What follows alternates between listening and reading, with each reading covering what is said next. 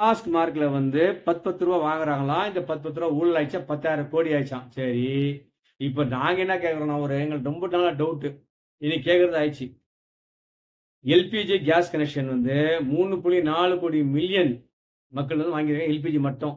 இந்த இந்தியன் கிடையாது. அப்புறம் என்ன எஸ்பி கிடையாதுலாம் விட்டுருங்க. ஓகே. இப்ப இந்த எல்பிஜி மட்டும் மாசத்துக்கு மொத்தம் யாரும் வாங்கல வச்சுங்களேன். ஒரு 17 கோடி வாங்குறாங்கன்னு சொல்லி. அந்த 17 கோடிக்கு 10 ரூபான்னு வாங்குறாங்க. 30 ரூபா வாங்குறாங்க. ரூ. 20 சரி 30 ரூபா வச்சுக்கங்க. அப்ப எத்தனை மில்லியன் வந்து இந்த துட்டு எங்க போச்சு? இந்த ஊழல் யார் பண்றது? அப்போ 12 வருஷம் ஆச்சு. அப்போ எத்தனை மில்லியன் 34வது கோடியாவது கோடி, கோடியாவது கோடி, மில்லியன் கணக்கா போயிடும். அப்ப இந்த ஊழல் யாருன்னா, மொத்தமா எல்பிஜி கேஸ்ல ஊழல் நடக்குது. அந்த ஊழலுக்கு மொத்தமா துணை போவது மோடி அவர்கள். இப்போ இது தார்மீக பொறுப்பேற்று யாரு அந்த பதவி விலகணும்? மோடி விலகணும். இல்ல இவர வந்து உச்சநீதிமன்றம் தானா வழக்கு எடுத்துக்கின்னு மாசத்துக்கு ரூ. 30 வருஷத்துக்கு எவ்வளோ ஆச்சு? 12 வருஷம் ஆச்சு உட்காந்து வாழல. அப்ப ஊழல் மில்லியன் கணக்கான ஊழல். சொல்ல முடியாத மில்லியன் கணக்கான ஊழல்.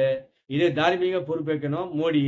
இவர் மேல உச்சநீதிமன்றம் தானா வழக்கு வந்து முன் வந்து இவரை தூக்கி உள்ள போகணும்னு உச்சநீதிமன்றம் கேட்டுக்கிறோம்.